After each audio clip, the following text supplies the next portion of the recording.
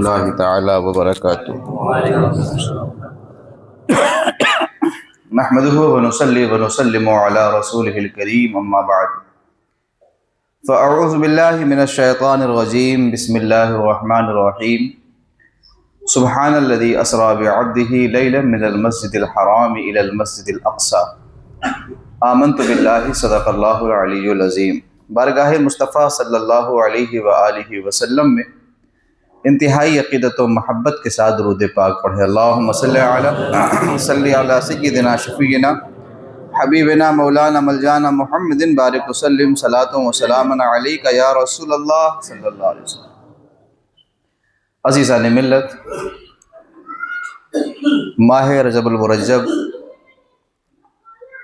جس کی 27ویں شب 27ویں رات وہ بابرکت اور مقدس رات ہے جس میں حضور سرور کائنات صلی اللہ علیہ وآلہ وسلم کو اللہ تعالیٰ نے معراج کرائی۔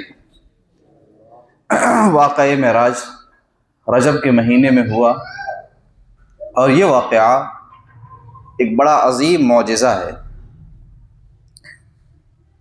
اس واقعے کی تفصیلات پچھلے سال حضرت مولانا خالد ایوب مصباحی صاحب نے بہت عمدہ انداز میں پیش کیے تھے۔ آج جو رات آنے والی ہے وہ شب معراج ہے۔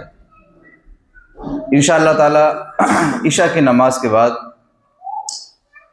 کچھ دیر کے لیے ہی صحیح مگر بارگاہ مصطفیٰ صلی اللہ علیہ وآلہ وسلم میں خراج عقیدت انشاءاللہ تعالی پیش کیا جائے گا، تو اس کا خیال رکھیں۔ شب معراج کے بارے میں جاننا یہ آپ کے لیے بھی ضروری ہے اور قرآن کریم نے اس کو بیان کیا ہے۔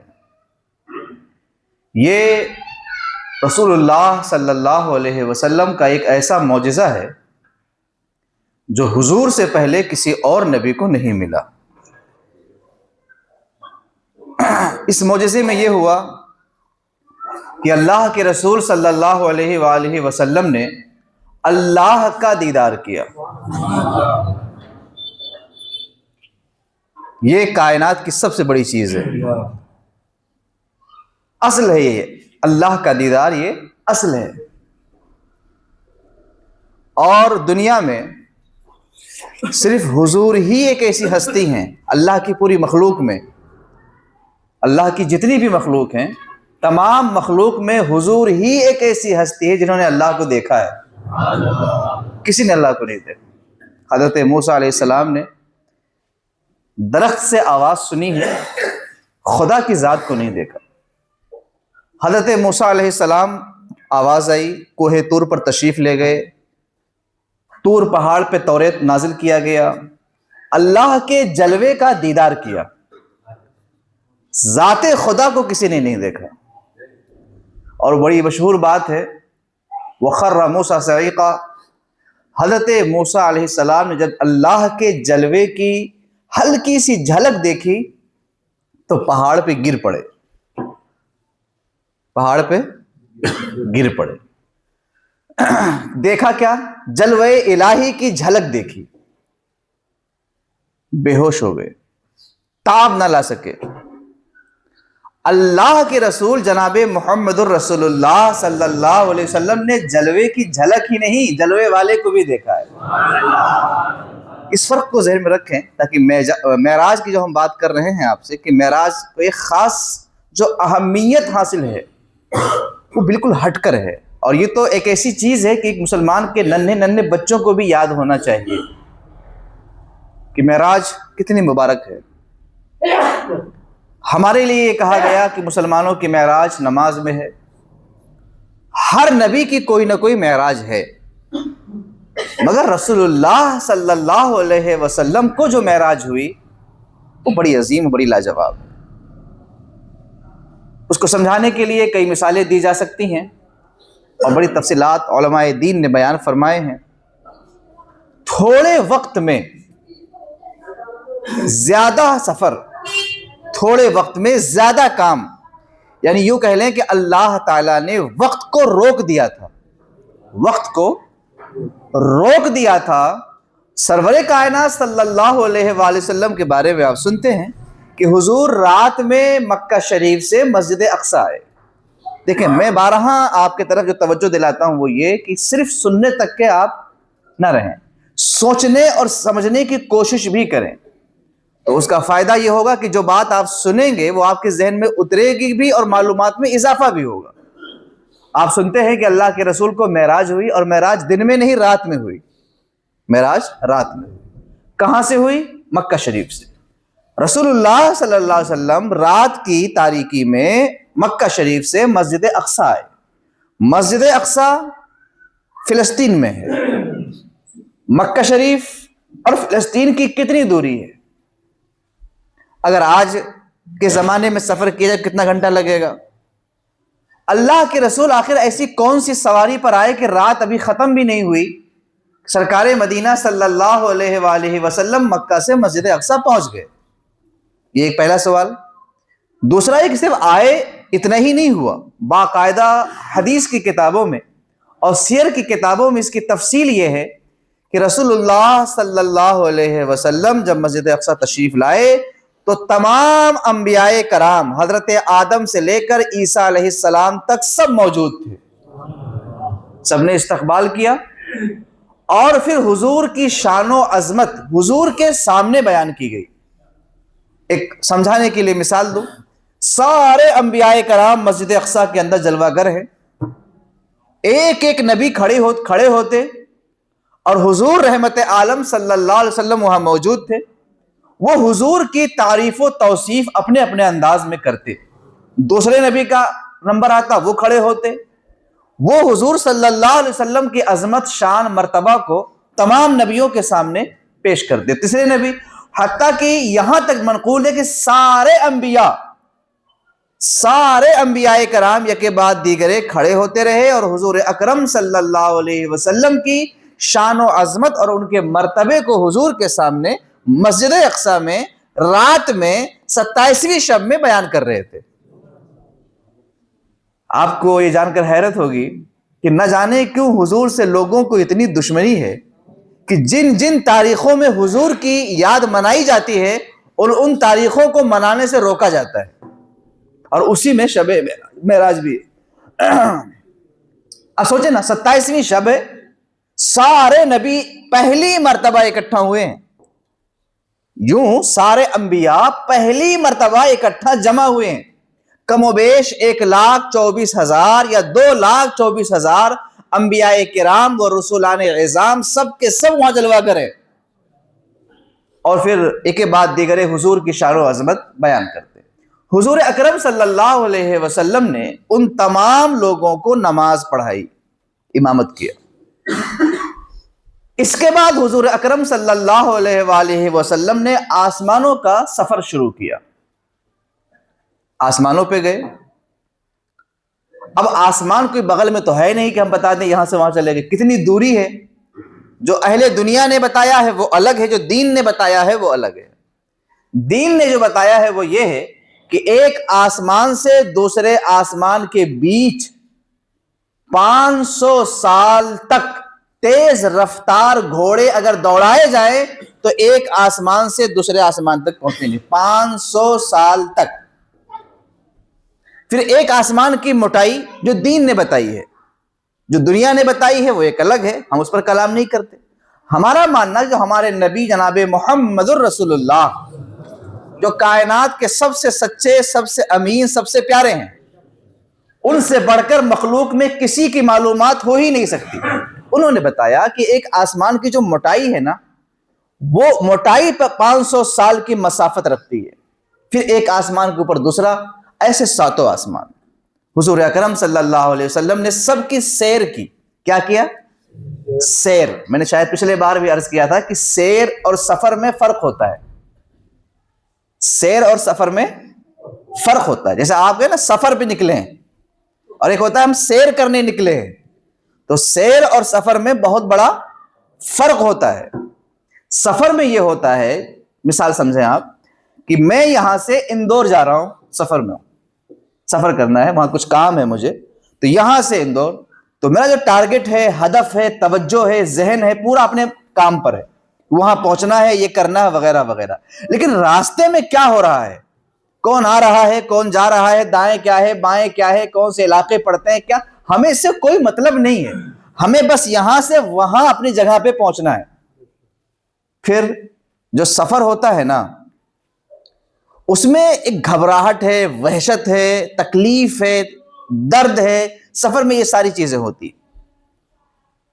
مثال کے طور پہ لیٹ ہو جائے تو دقت ہے، گاڑی چھوٹ جائے تو الگ دقت ہے، راستہ چینج کرنا پڑے تو الگ دقت ہے. سفر ہے. لیکن سیر کہتے ہیں ٹہلنے کو. باغ کا سیر کرنے جاتے ہیں، پارکوں میں سیر کرنے جاتے ہیں. تو جو سیر کیا جاتا ہے اس میں یہ ہوتا ہے کہ آدمی بڑے موج کے ساتھ اس میں ٹہلتا ہے. آپ باغ میں کیا کرتے ہیں؟ دور سے دیکھیں گے پورا باغ دکھ رہا ہے آپ کو، پورا پارک دکھ رہا ہے آپ کو، لیکن آپ اس کے اندر جاتے ہیں، پھر ادھر کبھی ادھر، کبھی دائیں، کبھی بائیں، کبھی یہاں، کبھی اس پھول کو سونگھ رہے ہیں، کبھی اس پھول کو سونگھ رہے ہیں، کبھی اس سے پوچھتے ہیں یہ کیا ہے، کبھی اس سے پوچھتے ہیں یہ کیا ہے. پورا ٹہلتے ہیں نا اس کو سیر کہا جاتا ہے. تو سیر کرنے میں گھبراہٹ نہیں، مزہ آتا ہے. اور سفر کرنے میں وحشت ہوتی ہے. رسول اللہ کو سفر نہیں سیر کرایا گیا ہے. رسول اللہ کو سفر نہیں سیر کرایا گیا ہے. اگر سفر ہوتا تو رسول اللہ صلی اللہ علیہ وسلم مکہ سے مسجد اقصی آتے، مسجد اقصی سے بارگاہ خدا میں حاضر ہو جاتے. بیچ میں کیا ہوا ہمیں نہیں معلوم، لیکن رسول اللہ خود ہی بیان فرماتے ہیں کہ جب میں مسجد حرام سے، مکہ شریف سے مسجد اقصی آ رہا تھا تو میں نے راستے میں حضرت موسیٰ کو ان کی قبر میں نماز پڑھتے ہوئے بھی دیکھا. ابھی بتائیے، اب آپ ہی سفر کرتے ہو، اگر کوئی آپ سے پوچھے کہ آپ یہاں سے اندور تک گئے، اتنا بتاؤ کہ راستے میں کتنی گاڑیاں آپ کو ملی؟ نہیں معلوم. کتنے ٹرک کراس ہوئے، کتنے بس کراس ہوئے، نہیں، کچھ بھی نہیں پتا. کون کون سے چہرے سے آپ کی جو ہے سامنا ہوا، کچھ بھی نہیں پتا. ہمارا ہدف، ہمارا ٹارگٹ صرف شہر میں پہنچنا ہے بس. بیچ میں کیا ہوتا ہمیں نہیں معلوم، کیونکہ ہم سفر کرنے نکلے ہیں، سیر کرنے نہیں نکلے ہیں. لیکن جب آپ سیر کرنے نکلتے ہیں تو گیٹ کا نقشہ بھی یاد رہتا ہے، گلی کتنی ہے وہ بھی یاد رہتی ہے، کہاں پہ کیا دیکھا تھا، کیا سونگھا تھا، کس سے ملے تھے وہ بھی یاد رہتا ہے. جناب محمد الرسول اللہ صلی اللہ علیہ وآلہ وسلم کو پروردگار عالم نے رجب المرجب کے مہینے میں 27ویں رات میں پوری کائنات کی سیر کرائی، تاکہ دنیا والے جان لیں یہ پوری کائنات محمد مصطفیٰ کی غلام ہے. اور محمد الرسول اللہ صلی اللہ علیہ وسلم جس کائنات پر حکمرانی کر رہے ہیں اس کائنات کا آج باقاعدہ ملاحظہ بھی فرما رہے ہیں. ایک ملاحظہ یہ ہوتا ہے کہ جیسے آپ بیٹھے ہو سارے لوگ، سب کو میں دیکھ رہا ہوں، سب کو دیکھ لیا نا ایک نگاہ میں، یہ اس کو بھی ملاحظہ ہی کہتے ہیں، مشاہدہ ہی کہتے ہیں. لیکن ایک اور ملاحظہ ہوتا ہے، ایک ایک کو دیکھنا، ایک ایک کو دیکھنا.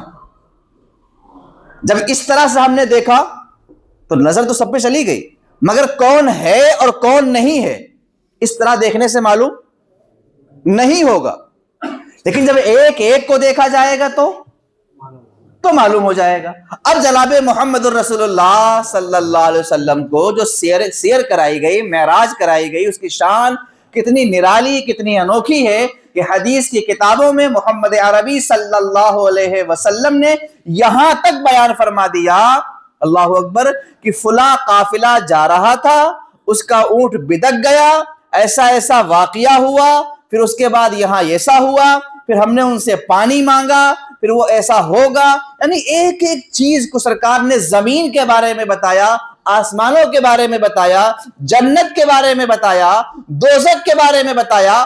اور پھر جناب جبریل کے ساتھ رسول اللہ صلی اللہ علیہ وسلم جو آسمانوں پہ سفر کر رہے تھے، یہاں تک بتا دیا کہ پہلے آسمان پہ کس سے ملاقات ہوئی، دوسرے آسمان پہ کس سے ملاقات ہوئی، تیسرے، چوتھے، پانچویں، ساتویں پہ کس کے، عرش اعظم کے نیچے کس سے ملاقات ہوئی، بیت المعمور کے پاس میں کون بیٹھا ہوا تھا، ہم نے جنت کی نہروں کو کہاں دیکھا، جنتیوں کو کس حال میں ملاحظہ کیا، جہنمیوں پہ عذاب ہو رہا تھا تو کس پہ زیادہ کس پہ کم ہو رہا تھا، زیادہ جہنم میں کون لوگ ڈالے گئے تھے. جب میرے آقا تشریف لائے تو سارا واقعہ بیان فرما دیا. یہ سارے واقعات سفر میں بیان نہیں ہوتے، سیر میں بیان ہوتے. کسی پارک میں آپ ٹہلنے جاتے ہیں تو کیا کرتے ہیں، آپ کتنا مزہ بتاتے ہیں، اس کا ایسا ڈیزائن ہے، ایسا بنا ہوا ہے، اس طرح کی چیزیں ہیں، ایسی گلیاں ہیں، ایسے راستے ہیں، ایسا پھول ہے. کیونکہ آپ وہاں سفر نہیں کرنے گئے تھے، سیر کرنے گئے تھے. تو سیر کرنے میں بندہ ایک ایک چیز کو غور سے دیکھتا بھی ہے، سمجھتا ہے، مشاہدہ کرتا ہے، اور اگر وہ لطف کی چیز ہے تو اسے فائدہ بھی اٹھا لیتا ہے۔ بھائی خوشبو ہے تو سونگے گا، پانی ہے تو پیے گا، استعمال کی چیز ہے تو استعمال میں لائے گا۔ تو سیر میں انسان کو یہ ساری چیزیں دکھائی جاتی ہیں۔ سیر میں گھبراہٹ نہیں، لذت ہے، اور سفر میں گھبراہٹ بھی ہے، وحشت بھی ہے، تنگی بھی ہے، تکلیف بھی ہے۔ اللہ عز و جل نے اسی 27ویں شب میں جناب محمد عربی صلی اللہ علیہ وسلم کو پہلے پوری کائنات کا سیر کرا دیا، اس کے بعد اپنا جلوہ دکھا دیا۔ کائنات کی سب سے بڑی جو نعمت ہے وہ اللہ کا دیدار ہے۔ اللہ کے دیدار سے بڑی کوئی نعمت نہیں، اس کے برابر بھی کوئی نعمت نہیں۔ چنانچہ حدیث میں ہے کہ جنت میں لوگ جو داخل ہو جائیں گے تو جنتیوں کو اللہ کا دیدار ہوگا۔ تو بعض روایات میں یہ ہے کہ جنتیوں میں جو لوگ نابینا دنیا میں رہے، دنیا میں اندھے تھے، پیدائشی طور پر نابینا تھے، آنکھ نہیں تھی، سب سے پہلے اللہ کو وہ لوگ دیکھیں گے جو دنیا میں نابینا تھے۔ اب سب سے جو پہلے کا لفظ بولا تو اس کا مطلب آپ یہ مت سمجھنا کہ نبیوں سے پہلے بھی دیکھیں گے، یہ مطلب نہیں ہے، درجے کے اعتبار سے بات ہو رہی ہے۔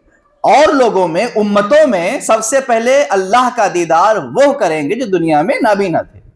پھر ان سے پوچھا جائے گا تمہیں کیسا لگا، کیونکہ ان کو اس کا انعام وہاں دیا گیا، دنیا کی ساری نعمتیں ان کے نگاہوں کے سامنے تھیں مگر دیکھ نہ سکے۔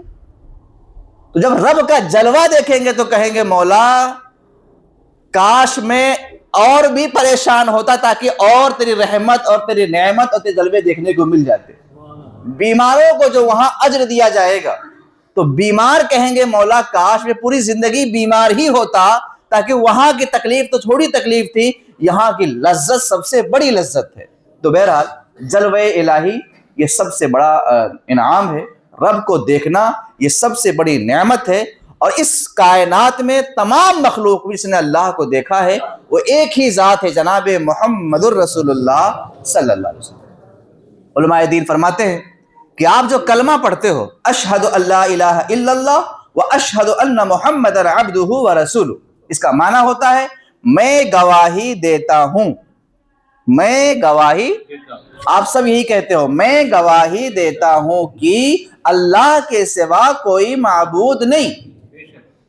عجیب بات ہے، گواہی دے رہے ہو آپ، اور آپ جانتے ہو گواہی کی کچھ شرطیں ہوتی ہیں، ہمارے وکیل صاحب بیٹھے ہو بتائیں گے گواہی کی شرطیں کیا شرطیں ہیں۔ نمبر 1، گواہی دینے والا جس بات کی گواہی دے رہا ہے اس کو اس نے ملاحظہ کیا ہو، دیکھا ہو۔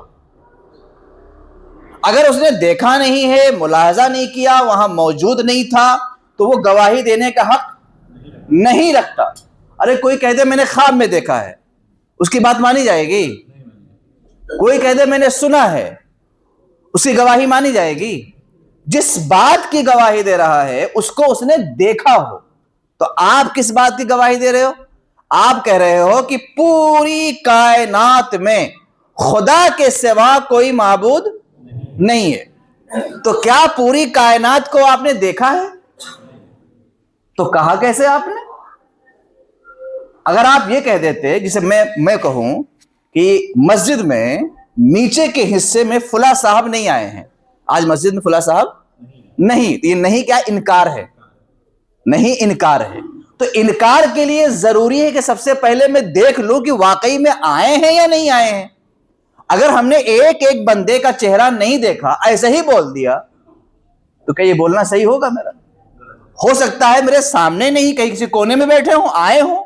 تو انکار کے لیے ضروری ہے کہ ہر ایک کو دیکھا جائے، پھر آپ کہہ سکتے ہیں کہ ہاں فلاں صاحب آج مسجد میں نہیں آئے۔ آپ کہتے ہیں پوری کائنات میں اللہ کے سوا کوئی معبود نہیں، اللہ ہی معبود ہے، تو سب سے پہلے ضروری کہ پہلے کائنات کو دیکھی جائے، اور کائنات تو بہت بڑی بات ہے، اپنے شہر کو بھی آپ نے نہیں دیکھا صحیح سے۔ تو آپ کہتے اچھا اتنا یقین بھی ہے آپ کو، اتنا اعتماد ہے آپ کو، اتنا بھروسہ ہے آپ کو کہ اس کلمے پر جان بھی دے سکتے ہیں، اس کلمے پہ ڈاؤٹ نہیں ہے، شک نہیں ہے، یقین ہے آپ کو کہ بے شک اللہ کے سوا کوئی معبود نہیں ہے۔ میں گواہی دیتا ہوں. تو آپ نے جب دیکھا نہیں، نہ تو کائنات کو دیکھا اور نہ جس کی گواہی دے رہے ہو اس کو دیکھا، دونوں چیزوں کو آپ نے نہیں دیکھا، مگر یقین دیکھیے، کمال کا یقین ہے.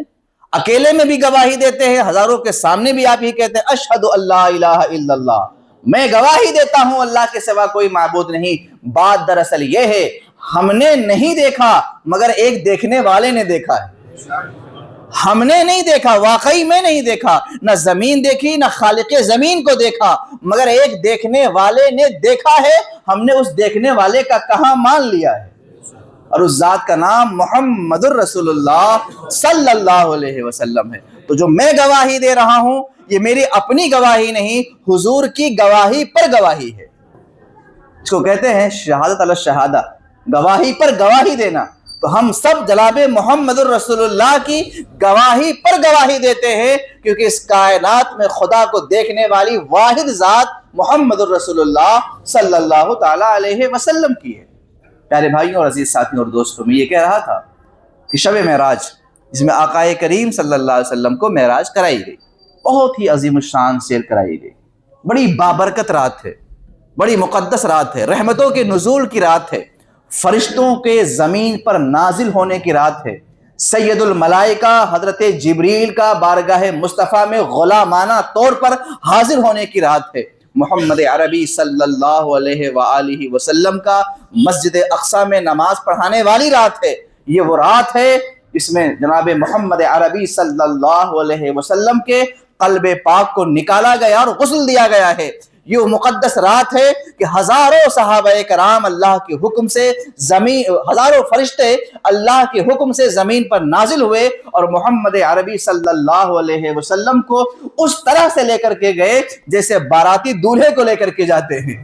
آج ہی کی رات یعنی شب معراج، جناب محمد عربی صلی اللہ علیہ وآلہ وسلم کو نہلایا گیا، جنتی لباس پہنائے گئے اور باقاعدہ سواری پیش کی گئی. سرکار اس پہ سوار ہوئے اور فرشتوں کے ساتھ ساتھ آپ بیت المقدس آئے. راستے کے سارے احوال کا مطالعہ بھی کیا، دیکھا، مشاہدہ کیا. بیت المقدس میں آنا، یہاں پر انبیاء کے بیچ تشریف فرما ہونا، سارے انبیاء کا حضور کی تعریف کرنا، پھر انبیاء کو آپ نے نمازیں پڑھائیں، امامت کرائی، اور اس کے بعد آسمانوں کی آپ نے سفر کیا. مزے کی بات آپ دیکھو، حضور خود ہی فرماتے ہیں کہ جب میں مسجد حرام سے مسجد اقصی کے لیے آ رہا تھا تو میں نے حضرت موسیٰ کو ان کی قبر میں نماز پڑھتے ہوئے دیکھا. اب یہ سنتے آپ لوگ بھی ہیں، غور نہیں کرتے. صرف کاش غور کرنے کا مزاج بن جائے نا تو علم کے ساتھ ساتھ سمجھداری اور شعور بھی بڑھ جائے. کیا کہا حضور نے؟ قبر میں نماز پڑھتے دیکھا. تو بھائی قبر تو کوئی کھلی چیز کا نام تو ہے نہیں، قبر ہمیشہ بندی تو رہتی ہے نا. مگر نبی کی نظر عام لوگوں کی نظر کی طرح نہیں ہوتی. نبی جس طرح اس طرح دیکھتے ہیں ایسے ہی زمین کے نیچے کیا ہے اور آسمان کے اوپر کیا ہے سب ملاحظہ فرماتے ہیں. ان سے اس طرح کی چیزیں پوشیدہ نہیں ہوتی. ان کی نگاہیں عام لوگوں کی نگاہوں کی طرح نہیں ہوتی. ان کے سننے کی طاقت عام لوگوں کے سننے کی طاقت کی طرح نہیں. ان کے سونگھنے کی صلاحیت عام لوگوں کے سونگھنے کی صلاحیت کی طرح نہیں ہوتی. پروردگار عالم ان کو الگ قوتیں عطا فرماتا ہے، الگ صلاحیتیں عطا فرماتا ہے. خود حضور کی حدیث پاک یہ ہے کہ میں جبریل سدرۃ المنتہا سے چلتے ہیں میں یہی سونگھ لیتا ہوں. جبریل کہاں چلتے ہیں؟ سدرہ سے. سدرہ کہاں ہے؟ محلے میں تو ہے نہیں نا. سدرہ ساتوں آسمان کے اوپر، وہاں سے جبریل چلتے ہیں، ارادہ کرتے ہیں، اور ادھر رسول اللہ اسے سونگھ لیتے ہیں. یہ نہیں کہا دیکھ لیتا ہوں، یہ نہیں کہا سن لیتا ہوں، کیا کہا؟ یہاں بھی علم کی بات ہے. اور میں بار بار کہوں گا کہ جب بھی کوئی بات سنے گے تو غور کیا کرے، غور سے ہی علم بڑھتا ہے. سونگھنے کی بات حضور نے کیوں کہی؟ دیکھنے کی بات کیوں نہ کہی؟ سننے کی بات کیوں نہ کہی؟ تو میں آپ کو بتا دیتا ہوں. اصل میں اپنے پاس جو 5 طاقتیں ہیں نا، سننے کی طاقت، دیکھنے کی طاقت، سونگھنے کی طاقت، چھونے کی طاقت، یہ طاقتیں ہیں نا، اس میں دیکھنے کی طاقت سب سے زیادہ ہوتی ہے، مطلب اس کی دوری زیادہ ہوتی ہے. اس کے مقابلے میں سننے کی طاقت کم ہوتی ہے، اور اس کے اور کم سے کم سونگھنے کی طاقت ہوتی ہے. پھول، گلاب کا پھول وہاں رکھا ہوا ہے تو آنکھ سے دکھ جائے گا کہ یہ گلاب ہے، مگر خوشبو جب تک ناک کے قریب نہیں لائیں گے خوشبو نہیں آئے گی. کیا مطلب کہ دیکھنے کی طاقت تو وہاں تک چلی گئی، مگر جو سونگھنے کی طاقت اللہ نے دی ہے آپ کو بہت چھوٹی سی، بہت کم ہے. جب تک وہ چیز سامنے نہیں آئے گا آپ سونگھ نہیں پاؤ گے. مصطفیٰ بتانا یہ چاہتے ہیں کہ دیکھنا تو دیکھنا ہے، سننا تو سننا ہے، میرے سونگھنے کی طاقت کا تو یہ عالم ہے کہ ہم سدرا کو بھی سونگھ لیتے. بتانا یہ چاہتے ہیں میرے عزیز ساتھی اور دوستو. بہرحال کیا ہوا، حضور نے حضرت موسیٰ کو ان کی قبر میں نماز پڑھتے ہوئے دیکھا. یہ حدیث میں ادھر حضور اکرم صلی اللہ علیہ وسلم مسجد اقصی میں تشریف لائے، حضرت موسیٰ یہاں بھی بیٹھے ہوئے. کیا اسپیڈ ہے صاحب، ابھی اپنی قبر میں تھے اور ابھی یہاں بیٹھے ہیں. اللہ کے رسول صلی اللہ علیہ وسلم یہاں نماز پڑھانے کے بعد آپ نے سفر شروع کیا، سیر شروع کیا آسمانوں کا. اب جب آسمانوں پہ گئے تو حضرت موسیٰ وہاں بیٹھے ہوئے. یہ کیا بات ہوئی، اتنی اسپیڈ؟ ہاں اتنی اسپیڈ. چونکہ نبی اور عام انسانوں میں فرق ہے. آپ کو یہ ذہن دیا جاتا ہے کہ ان کے بھی 2 ہاتھ، آپ کے بھی 2 ہاتھ، ان کے بھی 2 پیر، آپ کے بھی 2 پیر. بڑی غلطی ہے. خدا نے ان کا انتخاب فرمایا ہے تو رب تعالیٰ قدرت والا ہے. جب وہ کسی کا انتخاب فرمائے گا لوگوں میں سے تو ان کو وہ صلاحیت دے گا، وہ قابلیت دے گا، وہ طاقت دے گا، وہ قوت دے گا جو عام لوگوں کو حاصل نہیں ہوگا. مثال کے طور پر سمجھانے کے لیے ایک مثال دیتا ہوں. گورنمنٹ، حکومت کسی کو جب چن لیتی ہے تو اس کے ہاتھ میں ایسے اختیارات دے دیتی ہے جو عام لوگوں کے پاس نہیں ہوتے. اس کے پاس ایک ایسی قوت ہوتی ہے جو عام لوگوں کے پاس نہیں ہوتی. اس کے پاس ایک ایسی معلومات ہوتی ہے جو عام لوگوں کے پاس نہیں ہوتی. کیوں؟ یہ گورنمنٹ کے انتخاب کیے ہوئے چنے ہوئے لوگ ہیں. یہ بھی محدود ہیں، یہ بھی محدود ہیں. خدائے قادر مطلق کی قدرت لامحدود ہے. جب وہ کسی کو چنے گا تو اس کی طاقت کا عالم کیا ہوگا. تو میرے پیارے بھائیوں اور عزیز ساتھیوں اور دوستوں، شب معراج بڑی مبارک اور بابرکت رات ہے، مگر افسوس شب قدر، شب برات، نبی پاک صلی اللہ علیہ وسلم کے میلاد کی شب اور شب معراج وہ راتیں جن میں خاص طور سے حضور اکرم کا ذکر ہونا چاہیے، نیک عمل خاص طور سے ہونے چاہیے کیونکہ برکت والی رات ہے. ان راتوں کو منانے سے اس طرح روکا گیا کہ اس کا اثر ہمارے لوگوں کے بیچ بھی آ گیا. حالانکہ یہ وہ راتیں تھیں کہ برکت و رحمت کے نزول کی راتیں تھیں. مسلمانوں کو تو ان کو زندہ رکھنا چاہیے تھا. ایک بچے کو پتا ہونا چاہیے کہ شب معراج کب ہے. ایک بچے کو پتا ہونا چاہیے کہ شب میلاد کب ہے. کیوں؟ کیونکہ یہ تمام راتوں میں ایک الگ رات ہے، الگ ان میں برکتیں ہیں، الگ ان میں طاقتیں ہیں، الگ اس میں صلاحیتیں ہیں. ان راتوں کو بھلایا نہیں جانا چاہیے تھا بلکہ ان کو زندہ رکھنا چاہیے تھا. تو شب معراج اس میں رسول اللہ صلی اللہ علیہ وسلم کو باقاعدہ پوری کائنات کی سیر کرائی گئی. جلوہ الہی کو بھی دیکھا، اللہ کو بھی دیکھا، اور پھر بڑی عظیم ترین نعمتیں جناب محمد الرسول اللہ صلی اللہ علیہ وسلم وہاں سے لے کر تشریف لائے، حتیٰ کہ رات میں ہی گئے، رات میں ہی چلے آئے، رات ابھی ختم نہیں ہوئی. اتنا لمبا سفر اتنی تیزی کے ساتھ کیسے کیا ہوگا؟ یہ اعتراضات لوگ کرتے ہیں. ہمارے لوگ تقریر سنتے ہیں، مزہ لیتے ہیں، چلے جاتے ہیں. غور و فکر کا مزاج اگر ہو تو ان کو آپ جواب بھی دے سکتے ہیں. بہرحال کچھ باتیں انشاءاللہ تعالی میں عشاء کے بعد محفل میں آپ کے سامنے پیش کروں گا. قرآن پاک پارہ نمبر 15 جو اس کی پہلی آیت ہے، سبحان الذی اسری بعبدہ لیلا من المسجد الحرام الی المسجد الاقصی الاقصی الذی بارکنا حولہ لنریہ من آیاتنا. یہ جو آیات ہے نا، آیت کریمہ، اس کو پڑھیں. یہ معراج کے بارے میں ہے، خاص طور سے آج کے بارے میں ہے. اللہ عز و جل نے بہت مختصر، رب کے کلام کی شان دیکھیے، بہت مختصر الفاظ میں معراج کے واقعے کو بیان کیا. اور علماء نے جب اس مختصر میں غور کیا تو سمندر کے سمندر نکال دیے اور یہ بتایا کہ اللہ کا جو کلام ہے نا، یہ عام لوگوں کی کلام کی طرح نہیں ہے. یعنی بات، ارشاد، ہم آپ جب کچھ بولیں گے تو اس سے ایک مطلب نکلے گا، 2 مطلب نکلے گا، 3 مطلب نکلے گا، 4 نکل آئے گا، 10 20 نکل آئے گا. خدا جب کچھ کہے گا تو اس میں ہزاروں ہزار مطلب چھپے ہوں گے. تو قرآن کی یہ خوبی ہے. ہمارا مزاج اب پڑھنے پڑھانے کا نہیں رہا، لہٰذا بس سنا، لذت اٹھایا اور چلے گئے. سبحان الذی اسری جو ایک آیت، صرف ایک آیت ہے، اس میں ایک ایک لفظ کو، ایک ایک لفظ، سبحان الذی اسرا بعبدہ میں با کیوں آیا ہے؟ عبدہ میں عبدہ، عبد کا مطلب کیا ہے؟ ہی کا مطلب کیا ہے؟ لیلن، لیلن کا مطلب کیا ہے؟ لیلن پہ تنوین دو زبر کیوں لگے ہوئے ہیں؟ من المسجد الحرام، یہ من کیوں آیا ہے؟ یہ من کیا بتا رہا ہے؟ المسجد الحرام کا کیا مطلب ہے؟ الی المسجد الاقصی، الی کا کیا مطلب ہے؟ مسجد اقصی کسے کہا جاتا ہے؟ ایک ایک آیت پر علماء دین نے، مفسرین نے جب غور فرمایا تو آیت تو بڑی چھوٹی سی ہے، اس سے اتنا کچھ نکالا، اتنا کچھ نکالا کہ دفتر کے دفتر بھر گئے۔ سینکڑوں سینکڑوں کتابیں معراج پہ لکھی گئی ایک آیت کی روشنی میں۔ سوچیے آپ، ایک آیت ہے صرف دلیل میں، اور اس کے اندر اتنی موتیاں چھپی ہوئی ہیں کہ نکالنے والی آنکھیں ہوں اور تلاش کرنے والی طاقتیں ہوں تو اس ایک آیت سے ہمارے علماء نے، ہمارے اکابر نے، اللہ ان پر رحمتیں نازل فرمائے، اتنا کچھ نکالا ہے کہ آپ حیران ہو جائیں گے۔